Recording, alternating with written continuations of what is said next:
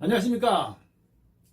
이번 시간에는 여러분들과 함께 성명학 중에서 우리가 가장 90% 이상을 장명하는 이 수리 성명학은 과연 무엇인가에 관해서 이 시간 함께 하도록 하겠습니다. 자, 성명학, 특히 수리 성명학에 관심 있으신 분들은 이 영상 끝까지 함께 해보시기 바랍니다. 자, 수리 성명학이라는 것은 그대로 풀어서 수리가 좋은 운을 발생시킨다. 그런 성명학이 되겠죠. 그래서 한자의 획수를 풀어서 그 수리를 각각 조합을 해서 좋은 길한 수리라는 그 수리로 조합이 되면 이제 그 수리에서 좋은 운이 영동력을 발휘해서 좋은 이름이 된다. 이렇게 주장하는 것이 바로 수리 성명학의 간략한 내용입니다. 그런데 이 수리 성명학이 그러면 어떻게 탄생을 한 것인가? 말들이 많죠. 이제 대표적인 것이 이 최구봉이라는 중국의 이 학자가 그 80일 수리라는 것을 그때 이미 만들어서 그것을 이렇게 적용을 한 것이 수리다. 80일 수리라는 것이 어디서 나왔냐? 수리 성명학에 적용하는 그 80일 수리라는 것은 최구봉이라는 사람이 창안을 했다. 또 이 한일 합방이 되고 이름을 창씨 개명을 하면서 일본 사람인 이 구마자키 겐조라는 사람이 이 그 신문에 그때 당시에 어떤 신문인지는 정확하게 모르겠습니다만 신문에 자신의 사무실 광고까지 내면서 이제 그 수리를 조합을 해서 좋은 이름을 만든다 이렇게 그 한국 사람들 장명을 해준다. 그때 나온 것이 수리 성명학이다. 그래서 일제강점기 시대 때 나온 이 성명학을 과연 좋은 이름이라고 써도 되는 것인가? 이런 이제 논란이 많이 발생하겠죠. 자, 그 수리 성명학은 무엇이냐면 한자의 획수를 세는 것입니다. 예를 들면 현이다. 밝을 현은 9획이다. 공훈자는 16획이다. 빼어날 숫자는 7획이다. 이런 식으로 한자 획수를 성씨도 세겠죠. 이획은 7획이다. 김씨성은 8획이다. 이렇게 박씨성은 6획이다. 한자의 획수를 다 세서 이것을 각각 한 번씩 더하고 마지막 다 더하는 그런 획수. 그러면 어떤 것이 나오냐면 초년, 장년, 중년, 말년을 표시하는 원형 이정격이라는 이 4격의 수리가 나오게 됩니다.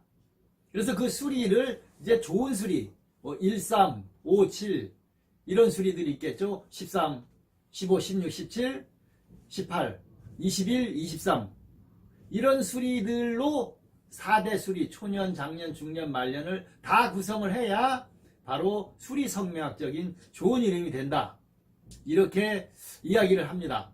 이것이 수리 성명학인데 이것만 가지고는 부족하겠죠. 그럼 뭐냐? 그 사주를 푸는 것이죠. 사주를 풀면 그 용신을 보는 것입니다. 용신을 봐서 기구, 한신을 이제 그 풀이를 해서 용신, 희신 두 가지를 좋게 사주에서 적정하게 작용을 시키고 기구, 한신은 중화를 시킨다 이렇게 표현을 하면서 장명을 하게 되는 것이죠. 그런데 그 용신의 풀이가 다 제각각입니다. 맞지를 않겠죠. 조후용신, 억부용신 이런 것들을 찾아가면서 하지만 겨울이라서 화가 필요하고 여름이라서 수가 필요하다. 그럼 봄, 가을에는 필요한 오행은 없느냐? 수가 하나도 없는데 사주에 그 없는 수를 보완하려고 하는데 여름에 태어났기 때문에 겨울에 태어났기 때문에 수는 필요하지 않다. 사주에 화가 하나도 없어서 그 사람의 성정이나 건강상에 문제가 있어서 이것을 보완하려고 장명을 하는데 용신을 보고 여름에 태어났기 때문에 화는 없어도 된다. 이런 논리는 애초부터 맞지 않는 것이라고 볼 수가 있겠습니다. 그래서 수리 성명학이 문제가 발생하는 것이죠.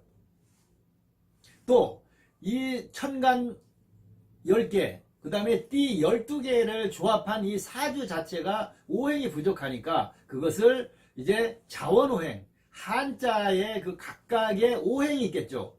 쇠금변은 금이다. 나무목변은 목이다. 불화변은 화다.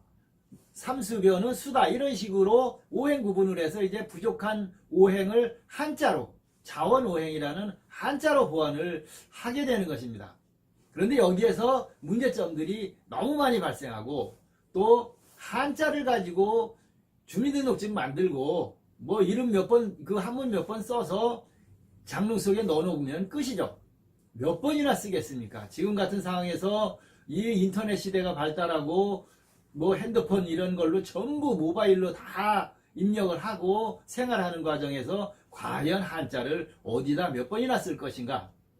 이거에 대한 논란도 발생하게 되는 것이죠. 또 수리성명학의 가장 맹점이자 모든 사람들이 인정하지 않는 것이 있습니다. 바로 종성을 무시하는 것이죠. 그래서 99%의 이 수리성명학 장명가, 유명한 장명가, 뭐 인터넷에 연예인 사진 다 걸어놓고 장명하는 그 수많은 사람들이 장명한 이름들을 보면 예를 들면 김시성이죠. 그거는 미음이 있겠죠. 그런데 그 미음을 버리고 기억만 가지고 기시도 된다.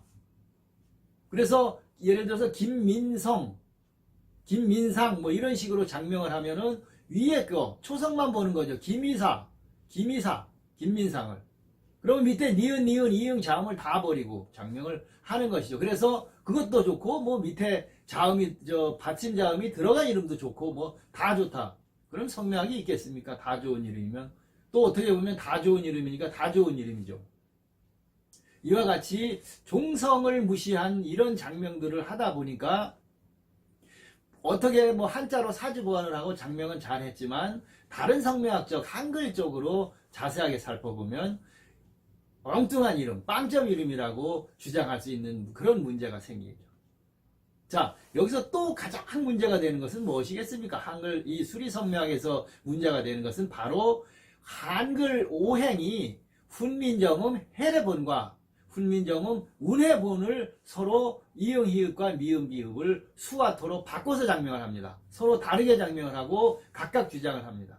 물론 90% 이상은 다 이응 히읗을 토로 미음 비읍 피읍을 수로 장명을 하지만 일부에서는 지금 한글 성명학 한글에 조합을 할 때는 해례본으로 해서 미음 비읍 피읍을 토로 봐야 되고 이응 히읗을 수로 장명을 해야 된다. 이렇게 주장들을 하니까 이쪽에서 장명을 이응 히읗을 토로 장명을 하면 해례본이라는 사람들 해례본으로 해야 된다는 사람들한테로 가면 수가 되니까 빵점 이름이라고 되겠죠. 이런 문제점들이 이 수리성명학에서는 상당히 많이 발생하게 되는 것입니다. 또 예를 들어서 이시성은 이제 토가 되겠죠. 이응 히읗을 토로 봤을 때 토로 장명을 하려면 토와 목은 상극이겠죠. 수도 상극이겠죠. 그러면 사주에 목과 수가 부족한 사람은 이시성의 한글 이름을 장명을 할 수가 없겠죠. 사주 보완 다 되지도 않는 소리죠. 용신 다 필요 없는 것이죠. 이런 문제점이 발생하는 것입니다. 뭐 예를 들면 뭐 또 최시성이다. 만약에 한글 이름 최시성은 금이 되겠죠. 그러면 금과 상극인 화 혹은 목과 화가 사주에 부족하면 금하고는 금목으로 상극이고 금화로 상극이니까 사주 보완은커녕 아무것도 할 수 없게 되는 것입니다. 이것이 바로 수리성명학입니다. 다음번에 기회가 되면 이 수리성명학의 이런 문제점들에 대해서 제가 다 모아서 한 번 더 영상을 만들어서 여러분들께 보여드리도록 하겠습니다.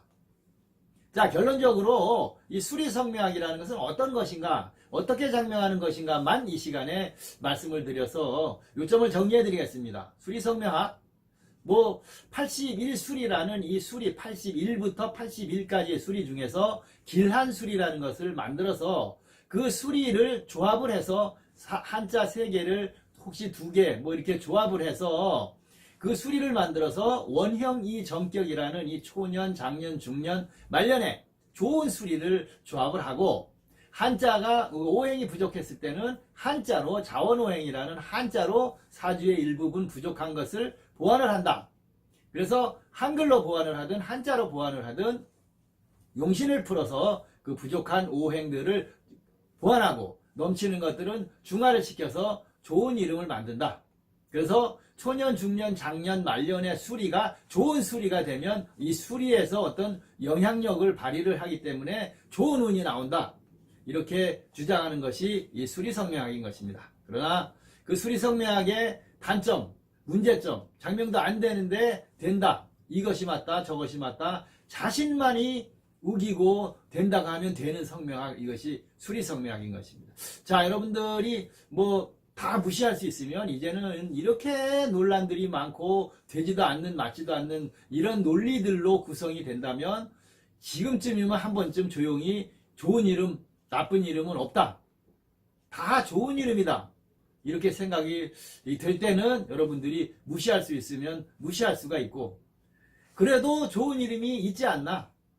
남들은 뭐 좋은 이름 지어서 출세했다 한다면 이 수리성명학이 어떤 것인가, 오늘 말씀드린 이런 것들을 고려를 해서 장명을 하실 때 참고를 해보시기 바랍니다. 다음번 영상, 이 수리성명학이 도대체 왜 맞지도 않고 여기 가면 틀리다고 하고 저기 가면 또 틀리다고 하고 내가 장명한 이름만 좋은 이름이라는 이런 논리들이 발생하고 좋은 이름이라는 것은 없다는 이런 결론을 낼 수 있게끔 만든 일이 왜 발생했는지, 이런 것들을, 문제점들을 다시 한번 조합을 해서 여러분들과 만나는 시간을 갖도록 하겠습니다.